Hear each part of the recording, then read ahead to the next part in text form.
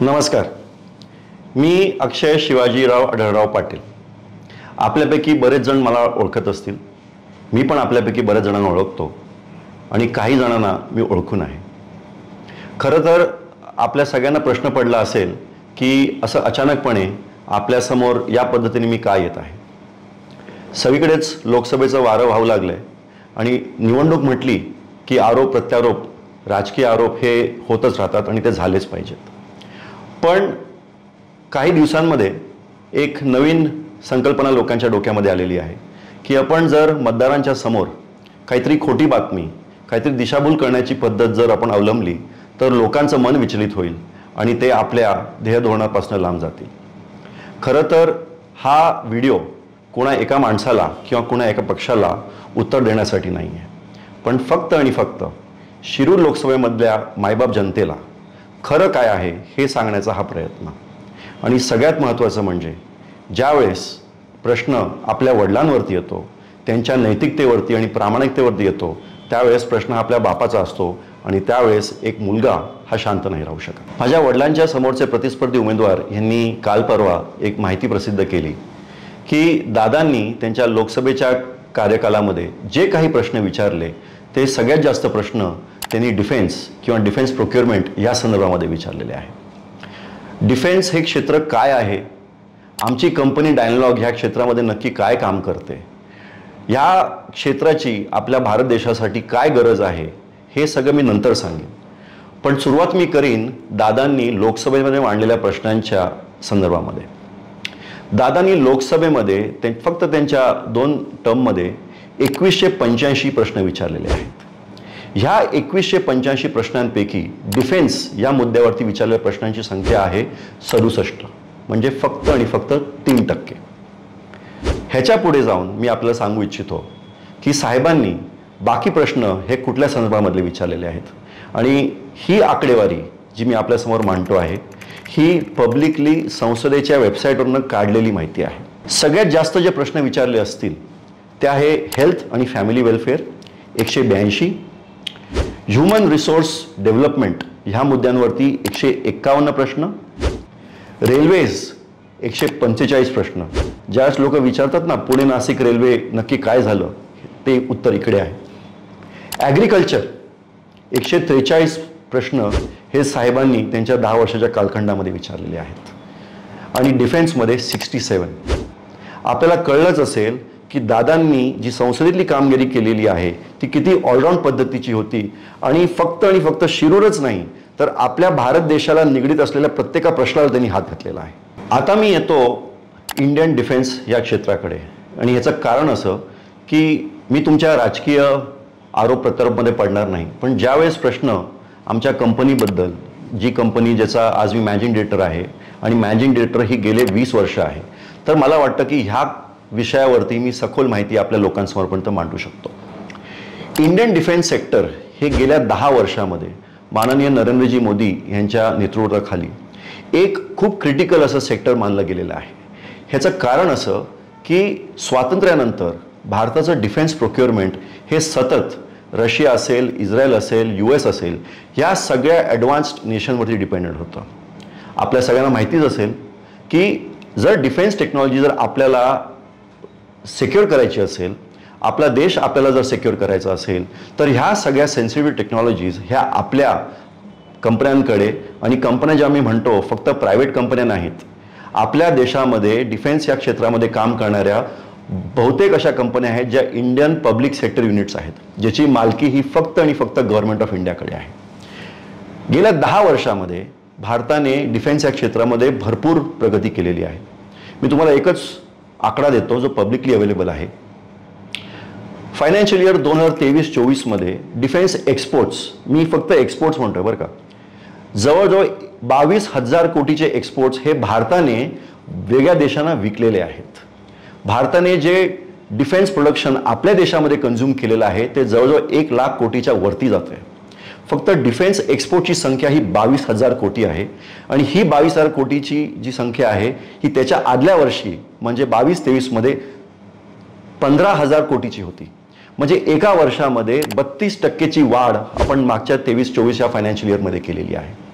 हे तेव्हाच होऊ शकतं जेव्हा डिफेन्स पॉलिसी हे भारतीय कंपन्यांना वाव देण्यासाठी आपण इम्प्लिमेंट करू शकतो.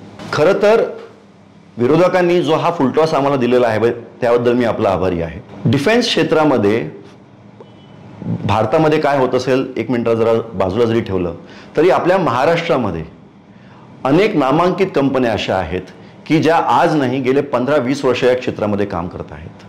उदाहरण द्यायचं झालं तर L&T डिफेन्स सिस्टम्स, जे फक्त सबमरीन नाही, आर्मीच नाही तर न्यूक्लिअर रिॲक्टर सुद्धा आपल्या या राज्यामध्ये बनवत आहेत. गोदरेज अँड बॉयस, ब्रह्मोस सारख्या मिसाईलची जी ॲडव्हान्स टेक्नॉलॉजी आहे या अशा कंपन्या बनवत आहेत. महिंद्रा डिफेन्स, ह्या सगळ्या कंपन्या ह्या भारतामधल्या कंपन्या आहेत आणि मला खूप गर्व आहे या गोष्टीचा की ह्या कंपन्या आपल्या मतदारसंघामध्ये म्हणजे शिरूर लोकसभा मतदारसंघामध्ये कार्यरत आहेत. मला तुम्हाला काही वेगळं सांगायची गरज नाही.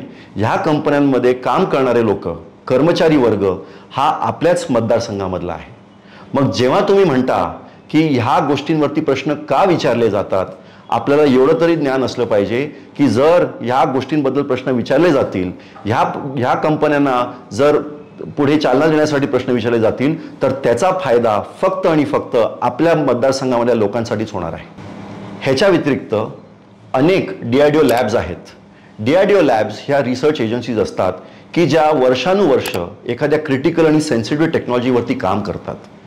आपल्याला किती जणांना माहिती आहे की नाही मला माहीत नाही, पण R&D इंजिनियर्स VRD अहमदनगरला आहे. ARD ह्या सगळ्या DRDO लॅब्स हे आपल्या महाराष्ट्रामध्ये कार्यरत आहेत. भारत इलेक्ट्रॉनिक्स लिमिटेड ज्याचा टर्नओव्हर ही एक पब्लिक सेक्टर कंपनी आहे, जवळजवळ 35,000 कोटीचा टर्नओव्हर आहे, ती आपल्या पुण्यामध्ये सुद्धा त्याचं एक एस्टॅब्लिशमेंट आहे. परत एकदा सांगतो, ह्या सगळ्या कंपन्यांचं प्रोडक्शन हे भारतीय कंपन्या करतात. त्याचे कर्मचारी आपल्या मतदारसंघामधले आहेत.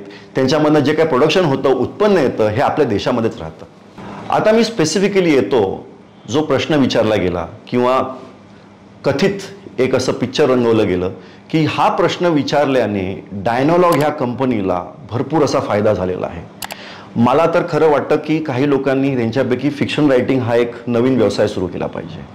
जर आपल्याला वाटत असेल की संसदेमध्ये एखादा प्रश्न विचारल्याने डिफेन्स प्रोक्युअरमेंट होऊ शकते तर मला वाटतं खरंच आपली क्यू केली पाहिजे. आपल्या स्पेसिफिक प्रश्नाकडे येतो. प्रश्न असा होता की भारतीय गव्हर्नमेंटने रशियन कंपनी जे सबमरीन बनवते, युनायटेड शिप बिल्डिंग आणि भारतातली गोवा शिपयार्ड ह्यांच्यामध्ये कुठल्याही प्रकारचा करार झालेला आहे का?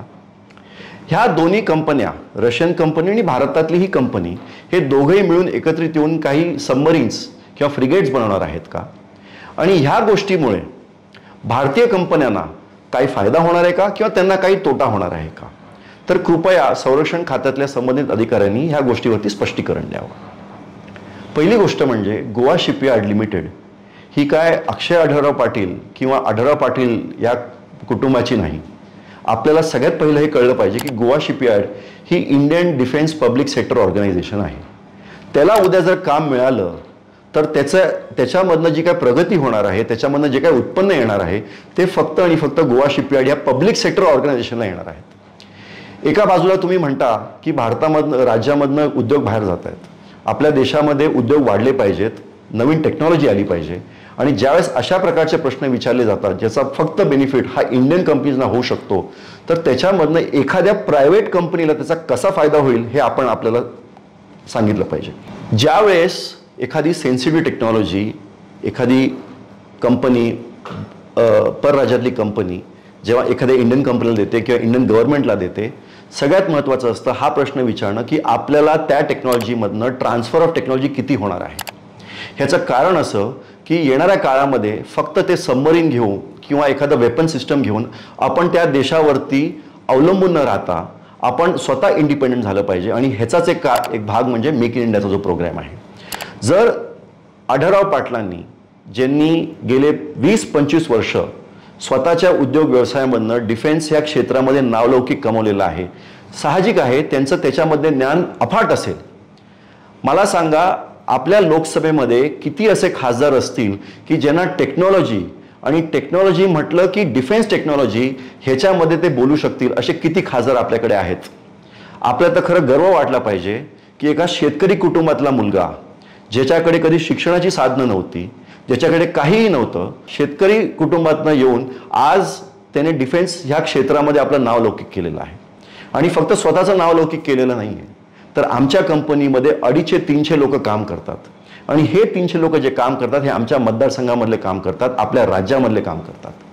आमच्या विरोधकांकडनं मी एक सतत पाहिलेलं आहे, त्यांच्या तोंडून काहीतरी 2-3 गोष्टी वारंवार येत असतात की दादांच्या परदेशामध्ये कंपन्या आहेत, त्यांचे उद्योग व्यवसाय भारताच्या बाहेर आहेत, त्यांच्या अनेक शिक्षण संस्था आहेत. खरं तर मला आश्चर्य वाटतं आणि हसूसुद्धा येतं की एका शेतकरी कुटुंबातनं, लांडेवाडीसारख्या गावातनं एखादा मुलगा हा मुंबईला जातो, शिक्षण घेतो, एक उद्योग व्यवसाय सुरू करतो आणि त्या उद्योग व्यवसायाचं रूपांतर आज एवढ्या मोठ्या कंपनीमध्ये होतं, जी कंपनी आज भारत देशामध्ये अनेक वेगवेगळे प्रोजेक्ट्स करते. या गोष्टीचा आपल्याला अभिमान वाटला पाहिजे. आणि उद्योग व्यवसाय करणं हा काय गुन्हा झाला? तुम्ही म्हणता की आमच्या शिक्षण संस्था आहेत, आपले जे काय नेते आहेत किंवा ज्यांना आपण मानता, आपण त्यांचा आदर्श घ्या. त्यांनी त्यांच्या कार्यकालामध्ये अनेक शिक्षण संस्था स्थापन केलेल्या आहेत. आम्ही सुद्धा तेच केलेलं आहे. आणि आमच्या शिक्षण संस्था हे आमच्या मतदारसंघामध्ये आहेत, ज्याच्यामधनं आमच्या भागातील मुलामुलींना हे चांगलं शिक्षण मिळतं, ते पुढे आपलं करिअर घडवतात आणि आपल्या समाजाचा विकास करतात. मग ह्याच्यामध्ये चूक काय आहे? जर आपल्याला वाटतंय की आपण या क्षेत्रामध्ये काही करू शकला असतात, आपण चांगले कलाकार आहात, चांगले ॲक्टर आहात, खरं तर आपल्या वचननामामध्ये आपल्याला विसर पडला असेल, पण मायबाप जनतेला विसर नाही पडला या गोष्टीचा, की आपण मोठ्या घोषणा केल्या होत्या की जिंकून आल्याच्या नंतर एक चित्रपटसृष्टीचं मी निर्माण शिरूर लोकसभेमध्ये करणार आहे. चित्रपटसृष्टी बाजूला राहू द्या, एखादं नाट्यगृह तरी आपण सुरू केलं पाहिजे होतं 5 वर्षामध्ये. तेही तुम्हाला जमलेलं नाही आहे. पण दुसऱ्याच्या कर्तृत्वावरती बोट कसं दाखवायचं हे आपल्याला चांगलं जमतं.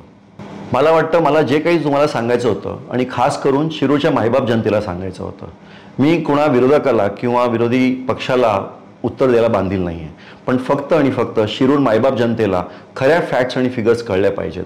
समजूतदार आहेत, फक्त त्यांच्या समोर सत्य परिस्थिती मांडली पाहिजे. 2019 मध्ये अशाच प्रकारचा अपप्रचार, दिशाभूल करण्याच्या गोष्टी घडल्या आणि म्हणून लोकांनी एक चुकीचा निर्णय घेतला, ज्याच्यामुळे 5 वर्ष आपला विकास मागे राहिलेला आहे. ह्या सगळ्या गोष्टींची पुनरावृत्ती न होऊ म्हणून मी आपल्यासमोर आलेलो आहे. मला पूर्ण खात्री आहे की ज्या काही गोष्टी मी आपल्यासमोर मांडलेल्या आहेत, आणि फक्त एवढंच नाही, जर आपल्याला वाटत असेल की आपल्याकडे भरपूर काही पुरावे आहेत, आपल्याकडे पिक्चर, ट्रेलर, मला वाटतं आपण आपल्या त्या काल्पनिक दुनियेमधनं, चंदेरी दुनियेमधनं कधीतरी बाहेर यावं. खरं तर हा व्हिडिओ बनवायला आपण जेवढे प्रयत्न केले, जेवढा आपला प्रचाराचा वेळ, मौल्यवान वेळ आपण जो त्या स्टुडिओमध्ये दिलात ना, तेवढं जर लोकांमध्ये फिरले असते तर लोकांच्या प्रश्नांची अजून जाण झाली असती तुम्हाला. असू द्यात, तुम्हाला जे काय करायचे ते तुम्ही करू शकता. तुम्हाला जर वाटत असेल की अजून काही तुमच्याकडे पुरावे असतील आमच्या कंपनीबद्दल, डायलॉगच्या संदर्भामध्ये, आपण सतत मीडियाच्या गराड्यामध्ये असता, आपल्या पत्रकार बांधवांना सांगा, माझ्याशी कधीही संपर्क साधू शकतात. त्यांना जी काही माहिती हवी असेल ती ते सांगतील त्या दिवशी मी त्यांच्या समोर मांडू इच्छितो. आणि आपण पुन्हा एकदा लवकरच भेटू. मला वाटतं की ह्या सगळ्या गोष्टींना बगल देऊन जे काय आपल्या भागातील विकासाचे मुद्दे आहेत, आपण या मतदारसंघामध्ये काय करू इच्छिता किंवा आपण काय केलंय ह्याच्यावरती जर आपण बोललो तर खूप बरं होईल. धन्यवाद. जय हिंद, जय महाराष्ट्र.